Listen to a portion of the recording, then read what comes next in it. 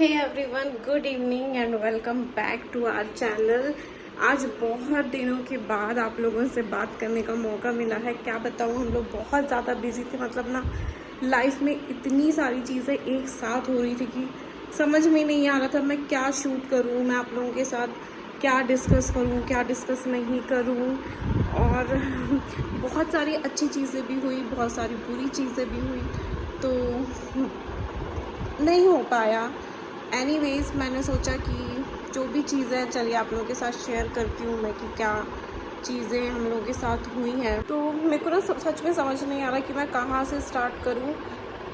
तो चलिए शुरुआत करते हैं। जहाँ से मैंने वीडियोस बनाना छोड़ दिया था वो था भिलाई व्लॉग्स। तो आप लोगों ने देखा था कि हम लोग अवी की शादी में गए थे, वहाँ का लास्ट वीडियो मैंने अपलोड किया था।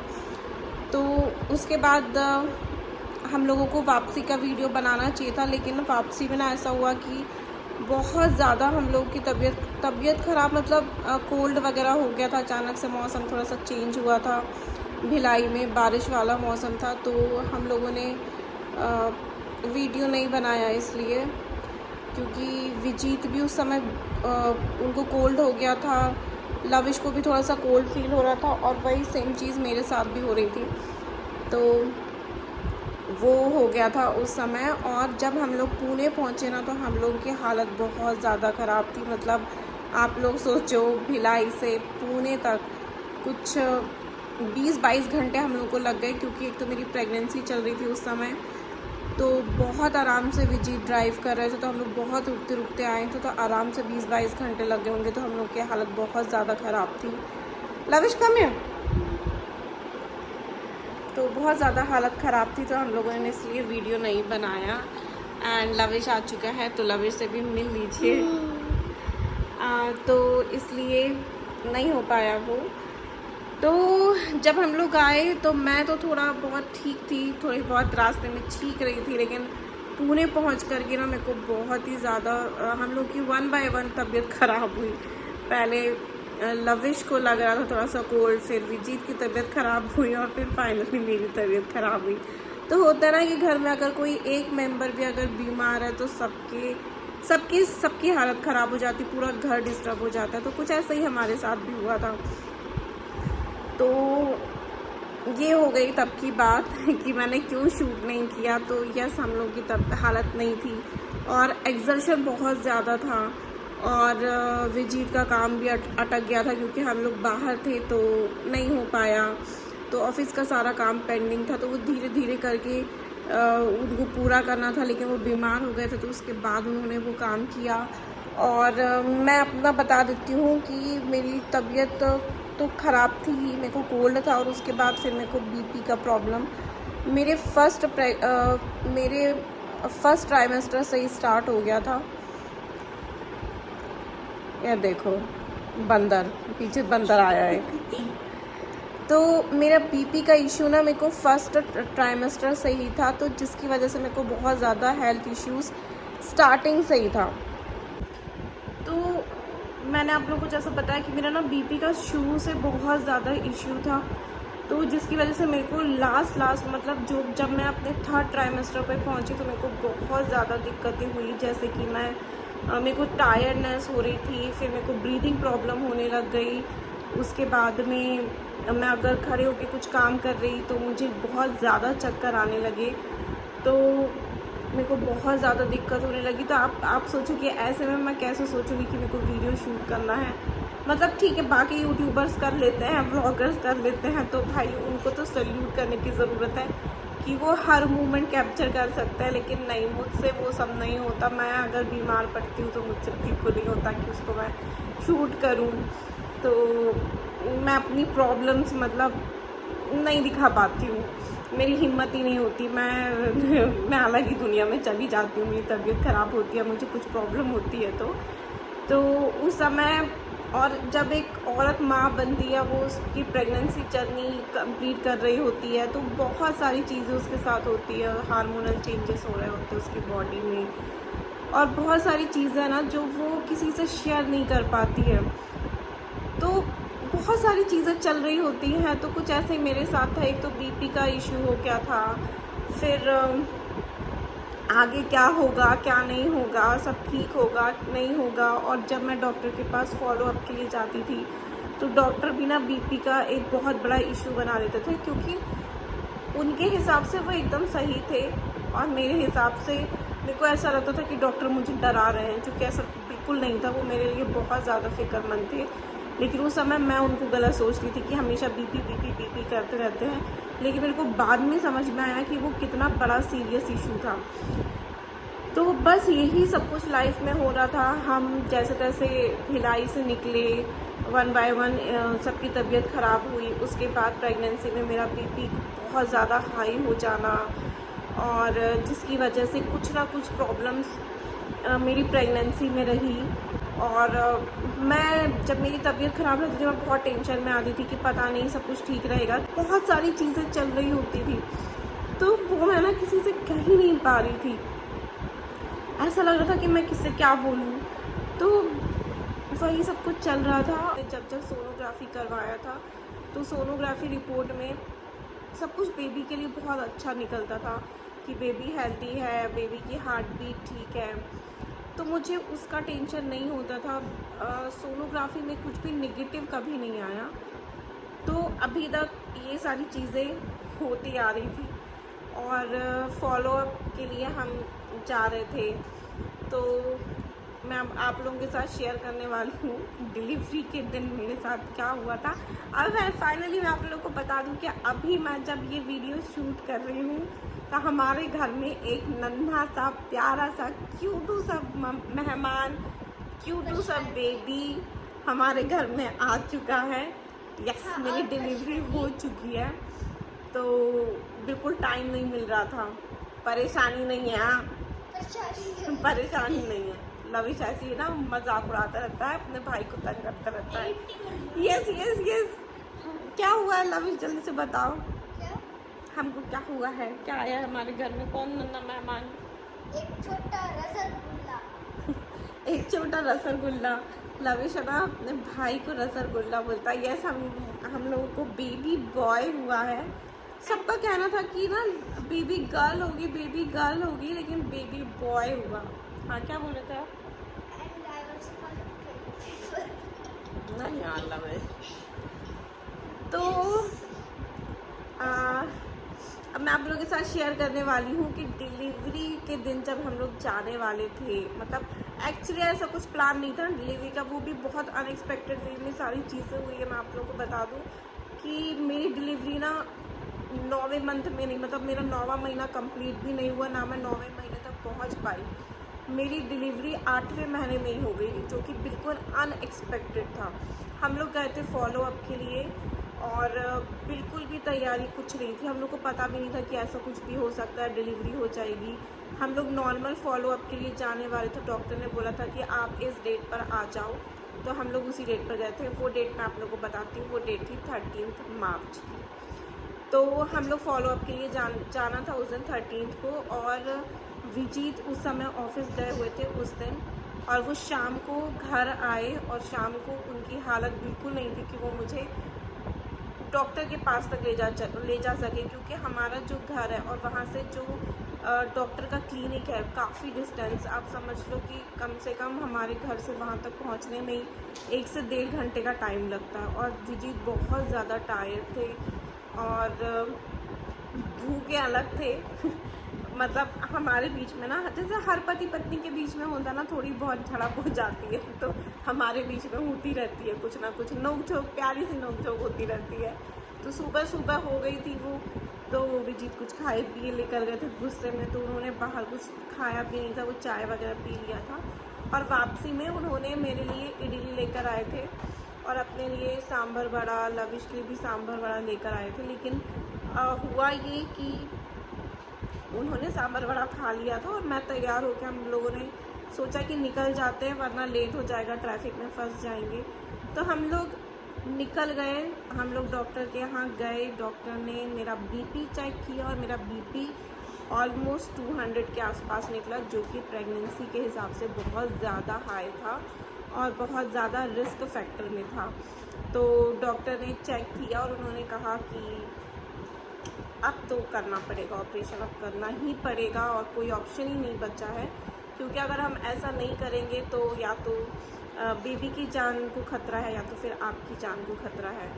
तो हम लोग बहुत ही ज़्यादा मतलब क्या करें क्या ना करें ऐसा हो गया था, क्योंकि घर का कोई और मेंबर नहीं था, सिर्फ विजीत था और लविश उस समय घर पर था अकेले। और आपको पता है कि हमारे साथ और कोई नहीं था, हम तीन ही हैं, एक दूसरे का सपोर्ट सिस्टम आप लोग यही समझ लो। तो लविश घर पर अकेले था और सब अब सारा की सारा बर्डन जो कि पहले से ही विजीत पर था, लेकिन अब ज़्यादा बर्डन विजीत पर आ गया था, क्योंकि पहले थोड़ा बहुत घर मैं संभाल लेती थी या लविश को थोड़ा बहुत मैं देख लेती थी, लेकिन अब ऐसा नहीं था। अब सारा की सारा बर्डन विजीत पे, उनको फैसला लेना था, डिसाइड करना था कि क्या सही, क्या अभी ऑपरेट करना होगा क्या नहीं। लेकिन डॉक्टर सीधा सीधा बोल चुकी थी कि नहीं, ऑपरेशन हमको आज ही करना पड़ेगा। और उस समय इवनिंग का टाइम था और हम लोग को कुछ 10:30-11 का टाइम शायद ऑपरेशन का दे दिया था। तो वहाँ उनके क्लिनिक से हम लोगों को पुणे एडवेंटिस्ट हॉस्पिटल में जाना था, जहाँ से मेरी डिलीवरी हुई। तो हम लोग वहाँ पर क्लिनिक से फिर हम लोग वहाँ हॉस्पिटल गए और हम लोगों ने हमारे घर में कॉल्स किया। कॉल करके विजीत ने सबसे पहले अपने घर वालों को बताया, प्रेयर किया उन्होंने। फिर मैं क्या ही बताऊं, अब मेरी हालत ख़राब हो गई थी ऑपरेशन के नाम से ही। मेरे को याद है कि लविश के टाइम पे भी ना मैं बहुत ज़्यादा डर गई थी, लेकिन उस समय सब लोग आसपास थे, मेरे मम्मी पापा दादी, मेरे नाना नानी और बहुत सारे लोग थे मेरे आसपास जो कि मुझे मतलब हिम्मत देने के लिए मेरे साथ थे। लेकिन इस बार ना एकदम अपोजिट था, इस बार कोई नहीं था, घर का कोई फैमिली मेम्बर, कोई रिलेटिव, कोई नहीं था, सिर्फ विजीत मेरे साथ थे। वो भी मुझे कितनी हिम्मत देते, उनकी खुद की हालत ठीक नहीं थी, उनको खुद कुछ समझ नहीं आ रहा था, क्योंकि इतना जल्दी सब कुछ हुआ ना कि हमारे पास सोचने समझने का टाइम ही नहीं रहा।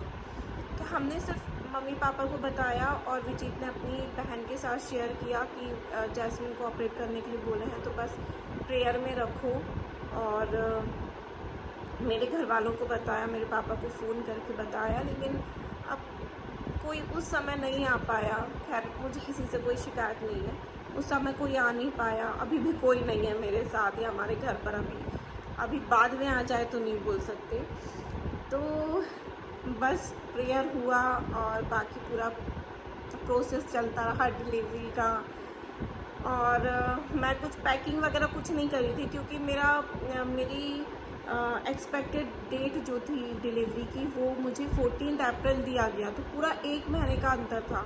मैं पहुंची 13 मार्च को और उसी दिन ऑपरेट करने को बोल दिया गया। तो हम लोग प्रिपेयर था 14 अप्रैल के लिए कि हमको तब तक अपनी पूरी प्रिपरेशन करना है, हॉस्पिटल बैग तैयार करना है, बेबी के लिए बैग तैयार करना है। और एक बात आप लोग के साथ शेयर करना है कि हम लोगों ने उसी समय फ्लैट सर्च करना स्टार्ट कर दिया था, क्योंकि हम लोग पहले जहाँ रह रहे थे उस फ्लैट की हालत बहुत ही ज़्यादा ख़राब थी। मतलब वॉल्स की हालत ऐसी थी ना कि हर जगह से पपड़ी निकल रही थी, सीलन की दिक्कत थी, हर जगह से वो सीलन वाला स्मेल आ रहा था। तो वहाँ पे हम लोग बिल्कुल नहीं चाह रहे थे कि बेबी जब हो तो हम उसको वहाँ लेकर जाएं। तो हमारा ऐसा प्लान था कि हमारा 14 अप्रैल से पहले हम एक अच्छा फ्लैट देख लें और फिर बेबी उसी घर में जाए। तो ये सारी चीज़ें हो रही थी, हमारा दौड़ा भागी अलग चल रहा था। हम लोगों ने एक लोकेशन फाइनल कर ली थी कि हम लोग को वहीं पर से सेटल होना है, तो बस वहीं आना जाना लगा हुआ था। एक अच्छी लोकेशन पर हम लोग फ्लैट देख रहे थे, बहुत सारी जगह सर्च कर रहे थे, तो ये सारी चीज़ें हो रही थी। तो इसके बीच में अचानक से ये सब हो गया। फिर मैं आप लोग को बता दूँ, फिर उसके बाद डॉक्टर ने सारी फॉर्मेलिटीज़ पूरी करने के बाद फाइनली ऑपरेशन की तैयारी हुआ। एंड लविश उस समय सो रहा था, तो विजीत उसको लेने गए थे और मुझे याद है कुछ 11 के लगभग मुझे ऑपरेशन के लिए लेकर गए। और 11:22 पर एक छोटा सा क्यूट सा मेहमान, छोटा सा प्यारा सा बेबी बेबी बॉय गॉड ने बहुत बड़ी ब्लेसिंग के तौर पर हमको दे दिया। क्या क्या बहुत बड़ी ब्लेसिंग हमारे लाइफ में दिया। और मैं आप लोगों को बता दूं कि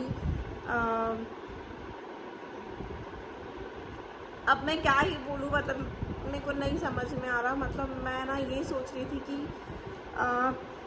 मैं उस पल का वेट कर रही थी जब मैं अपने बेबी को पहली बार देख पाऊँगी। तो हुआ ये कि जब लविश भी सिजेरियन से हुआ, तो जब ऑपरेशन के लिए मुझे ले जा रहे थे तो मैं पूरी बेहोश थी।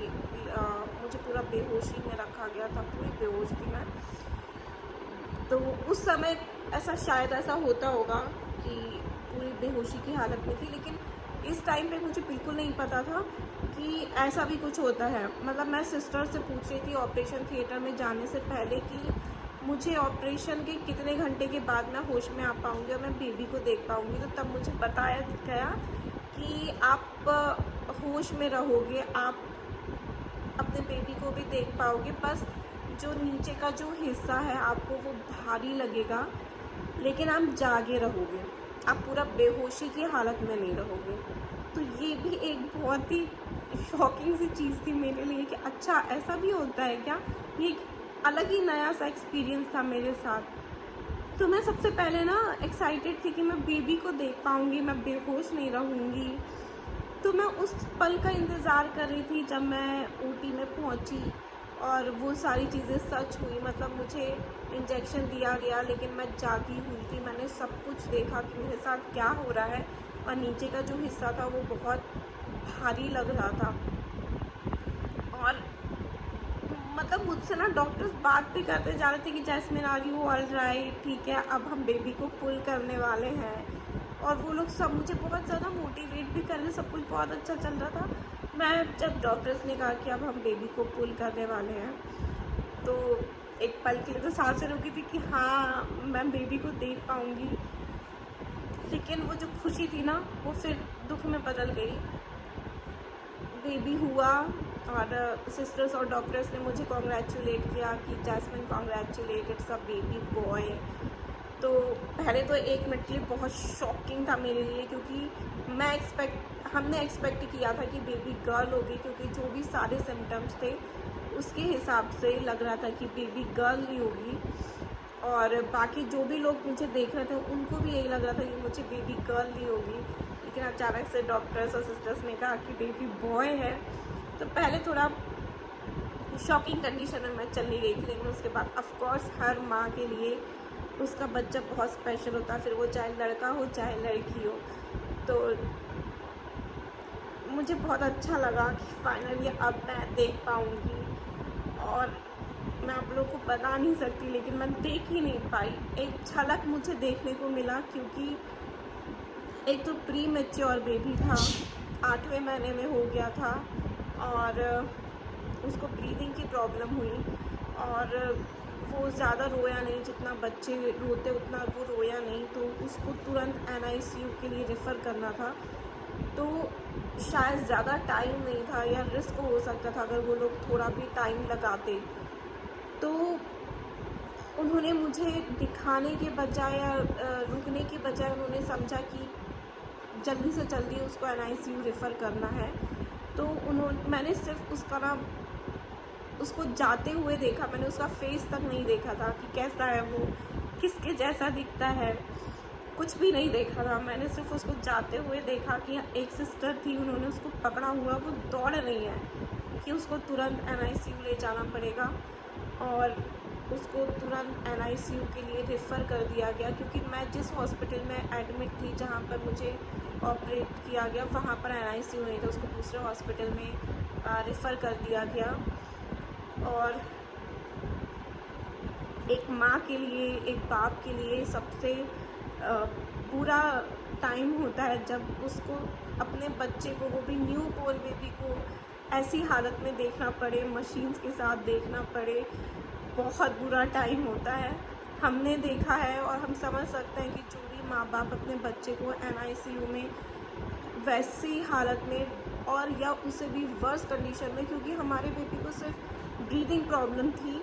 और हम खुदा का इतना धन्यवाद करते हैं ना कि हमने बाकी बच्चों को देखा है कि बाकी बच्चे एक एक महीने वहाँ पर एडमिट रहे, लेकिन हमारे बेबी को बहुत जल्दी डिस्चार्ज मिल गया। लेकिन जब मैं डिस्चार्ज होके वहाँ पर मुझे जब बुलाया गया कि आप जाइए, आपको फीड करना है, आपको फीड कराने के लिए जब मुझे बुलाया गया वहाँ पर, मैंने पहली बार जब उसको देखा तो पहली बार अच्छा भी लगा, लेकिन अपने बच्चे को उस कंडीशन में देखना बहुत बुरा लगा। बस अभी मैं क्या बोलूँ समझ ही नहीं आ रहा। लेकिन मैं यही बोलूँगी कि ईश्वर ने हमारा साथ नहीं छोड़ा, बहुत बुरे टाइम में भी उन्होंने साथ नहीं छोड़ा, और कोई नहीं था हमारे साथ, हमारे रिलेटिव्स, हमारे माँ बाप, कोई भी नहीं, सिर्फ मैं, विजीत, लविश, हम तीनों एक दूसरे के सपोर्ट सिस्टम बने।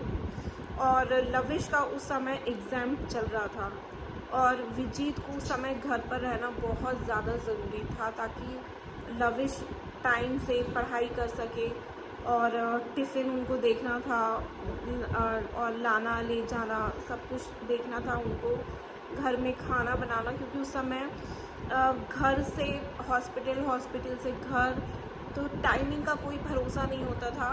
और जब मैं डिस्चार्ज होके घर आई, मतलब कि मैं 3 दिन रही हॉस्पिटल में आफ्टर सिजेरियन, तो उसके बाद 3 दिन के बाद जब मैं घर आई तो जो बेबी था वो तो NICU में ही एडमिट था। मैं घर आई, डिस्चार्ज हुई, और उसके 1-2 दिन मैं घर पर रही, घर पे मैंने रेस्ट किया। लेकिन उसके बाद मुझे हम लोगों को वहाँ हॉस्पिटल से कॉल आया कि आप में से हम लोग को फ़ोन आया कि मुझे वहाँ पर बेबी के साथ रुकना पड़ेगा, मतलब मुझे भी एडमिट होना पड़ेगा, या आप बोल लो कि मुझे भी वहाँ पे बेबी के साथ रहना पड़ेगा। लेकिन बेबी NICU में ही था उस समय भी।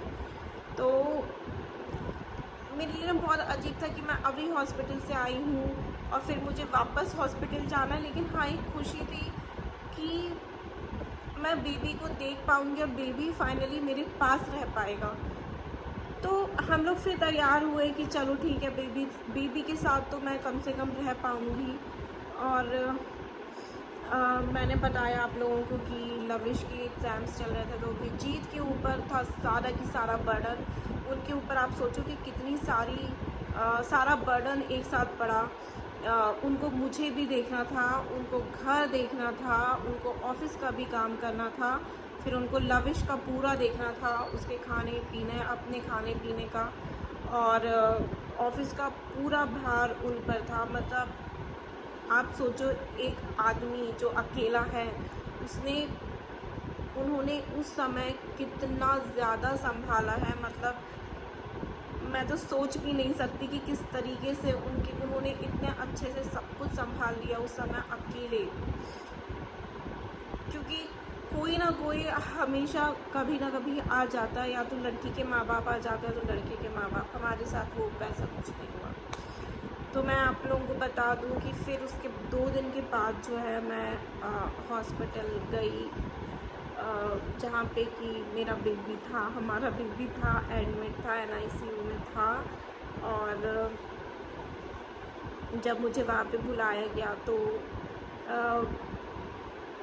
NICU में मैंने पहली बार उसको देखा था, उस हालत में, बहुत बुरी हालत में था वो बच्चा। मतलब ऑक्सीजन के नहीं बता पाऊँगी, बस यही कहूँगी कि हर माँ बाप के लिए बहुत बहुत बहुत मुश्किल होता है उस हालत में एक बच्चे को देखना, न्यू बोर्न बेबी को देखना। बस हम प्रेयर कर सकते थे, हमने प्रेयर किया, हमारे घर वालों ने प्रेयर किया। और उस समय उसको मुझे बोला गया कि आपको अपना मिल्क देना है, ब्रेस्ट पंप के थ्रू आपको मिल्क देना है, और फिर वो उसको नली के थ्रू पिलाते थे। तो 2-2 घंटे में फीड कराती थी नर्सेज, तो मुझे ब्रेस्ट पंप के थ्रू देना पड़ता था। तो वो सब देती थी मैं थोड़ा टाइम में। हम लोग कभी विजीत देखते थे, कभी मैं देखती थी। जाके कि कैसा है बेबी। तो ये सारी चीज़ें हैं। और उसके बाद बस हम लोग दिन गिन रहे थे कि बेबी कब NICU से बाहर आएगा। तो चीज़ें बहुत स्लोली हुई हमारे साथ, धीरे धीरे। लेकिन ठीक है, क्योंकि हमने बाकी लोगों की हालत देखी थी। बाकी लोग एक महीने से भी ज़्यादा हो गए थे हॉस्पिटल में, जब वो वहाँ पर थे, या उनका बेबी NICU में 20 दिन से ज़्यादा था। तो आप लोगों को बता दूं कि हमारे साथ ऐसा नहीं हुआ। बहुत बड़ी ब्लेसिंग थी, ईश्वर हमारे साथ थे कि बेबी NICU से बहुत जल्द बाहर आया। और फिर डॉक्टर ने उसको वाटी चम्मच से दूध देना स्टार्ट किया। उसने बहुत अच्छे से पीना स्टार्ट कर दिया। और 13 तारीख को मेरी डिलीवरी हुई थी, और 23rd को विजीत का बर्थडे था। तो विजीत का बर्थडे भी हमने हॉस्पिटल में ही सेलिब्रेट किया। छोटा सा केक मैंने बुलवाया था। एक बहुत प्यारी सी फैमिली हमको वहाँ पर मिली। तो अब आप लोग यही समझ लो कि हमारा रिश्ता ना भी बिल्कुल भाई बहन जैसा हो गया है। उनका बेबी अभी भी NICU में एडमिट है, और बस हम प्रे करते हैं कि वो बहुत जल्दी, बहुत हेल्दी होके जल्दी से बाहर आ जाए। तो मैंने वो भैया से बोलकर केक मंगवाया था, और फिर विजीत ने कट किया था। और उसी दिन हम लोगों को 23rd को मेरे हॉस्पिटल जहाँ से मेरा ऑपरेशन हुआ था, वहाँ पर हम लोग को जाना था। मेरे स्टिचेस कटने थे, तो हम लोग वहाँ गए। और उसी दिन से ही 23rd मार्च से, विजीत के बर्थडे से ही, उन्होंने वाटी चम्मच से बेबी को फीड देना स्टार्ट किया था। और 25th को बेबी डिस्चार्ज हुआ। और एक और एक्सपीरियंस मैं आपके लोगों के साथ शेयर करना चाहूँगी कि बेबी को जब नॉर्मल वार्ड में शिफ्ट किए, मतलब कि प्राइवेट वार्ड में मेरे साथ शिफ्ट किए, तो वहाँ पे कंगारू मदर केयर, KMC जिसको बोलते हैं, वो मेरा पहला एक्सपीरियंस था KMC का, कि ये KMC क्या होती है। तो मुझे पता चला था कि बेबी की बॉन्डिंग के लिए वो एक होता है कि मम्मा और बेबी का बॉन्डिंग बढ़े। तो इसके लिए मैंने ना एक छोटा सा वीडियो डालूँगी कि कैसे मैंने KMC के लिए मुझे प्रिपेयर किया गया था। तो वो जब बेबी का फेस रिवील होगा, क्योंकि बेबी अभी ऑलमोस्ट 1 मंथ का होने वाला है, तो तब जैसे वो 1 मंथ कंप्लीट करेगा, तो मैं आप लोगों को फाइनली बेबी का फेस भी दिखाऊंगी, बेबी से मिलवाऊंगी भी। तो बस आप लोगों को यही बताना था कि सब कुछ अच्छा रहा। थोड़ा बुरा टाइम भी हमने देखा, लेकिन ईश्वर ने हमारे साथ रहे वो, तो वो बुरी चीज़ें भी बीत गई, लेकिन अब सब अच्छा है। तो 25 मार्च को बेबी डिस्चार्ज हो गया, और फाइनली वो आज हमारे साथ है। और धीरे से सही, लेकिन वो ग्रो कर रहा है। अभी उसकी हेल्थ भी काफ़ी अच्छी है। और मैं आप लोगों को बता दूं कि प्री मेच्योर बेबी था, तो उसका वेट काफ़ी कम था, 1.7 kg का ही था वो। और जब वो वहाँ से हॉस्पिटल से डिस्चार्ज हुआ तो 1.8 kg था। तो अभी हम लोग को एग्जैक्ट उसका वेट नहीं पता, क्योंकि अभी उसको जब हम लोग वैक्सीन के लिए लेके जाएंगे, तो ऑफ कोर्स तभी हम लोग को पता चलेगा कि अब कितना है। तो वो सब आप लोगों के साथ मैं शेयर करूँगी। तो बस ये कुछ चीज़ें थी जो मैं आप लोगों के साथ शेयर करना चाहती थी, कि आप लोगों को बताना था कि जब मैंने लास्ट वीडियो डाला था, तो वो मेरा प्रेगनेंसी पीरियड था। और अभी मुझे बताना था कि इतना जो टाइम बीत गया, उसमें मेरी डिलीवरी भी हो गई, उसमें बेबी भी आ गया, और जेंडर भी रिवील करना था कि बेबी बॉय है या बेबी गर्ल है। तो वो सारी खुशी आप लोगों के साथ शेयर करना था, क्योंकि इतना बुरा टाइम देखा ना कि अब ऐसा लग रहा है कि किसके साथ खुशी शेयर कर दें, किसको बताऊं मैं अपनी खुशी की। सब कुछ ठीक है, बेबी हमारे साथ है, और बेबी बहुत अच्छा है। अब धीरे बेबी अपनी हेल्थ पर आ रहा है, मतलब कि नॉर्मल आ रहा है, क्योंकि हमने बहुत बुरी, मतलब 1.7 kg। अब आप सोच लो कि वो कितना थिन रहा होगा, पर नहीं, अभी बहुत अच्छा लगने लगा है वो। तो बस ये सारी चीज़ें आपके साथ शेयर करनी थी। तो शायद मैं कुछ चीज़ें मिस भी कर रही होंगी, हो सकता है। तो अगर कुछ चीज़ें मैं मिस कर रही होंगी ना, तो वो मैं आपको शॉर्ट्स में बताऊंगी, लेकिन मैं शेयर ज़रूर करूँगी। और लविश बहुत ज़्यादा खुश हुआ था क्योंकि उसको बेबी बॉय चाहिए था। कब? क्योंकि उसको बेबी बॉय चाहिए था, और उसको बेबी बॉय जब मिला तो कैसा लगा? बेबी बॉय हुआ I तो guessed it. तो लविश बहुत ज़्यादा खुश था। और जैसे ही उठता है ना, वो सबसे पहले आता है और देखता है कि बेबी क्या कर रहा है, बेबी सो रहा है, बेबी जाग रहा है। बहुत ज़्यादा टाइम स्पेंड करना चाहता है बेबी के साथ, जैसे कि हर भाई या बहन करना चाहती है। तो अभी से एक स्पेशल बॉन्डिंग दोनों के बीच में है, तो बहुत अच्छा लगता है दोनों को देख के। और बस हम लोगों को आप लोग प्लीज़ प्रेयर में रखिएगा, हमारी छोटी सी फैमिली को प्रेयर में रखिएगा। अब हम तीनों के लिए प्रेयर नहीं करना, अब हम 4 हैं, तो हम चारों के लिए आपको प्रेयर करना है। और बहुत जल्दी, और हाँ, हम लोगों ने बेबी का नाम भी सोच लिया है।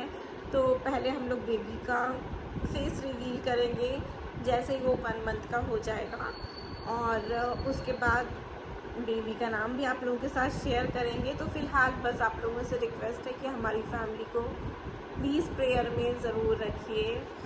और बस यही कुछ चीज़ें थी जो आप लोगों को अब बतानी थी, शेयर करनी थी। तो मिलते हैं नेक्स्ट वीडियो में।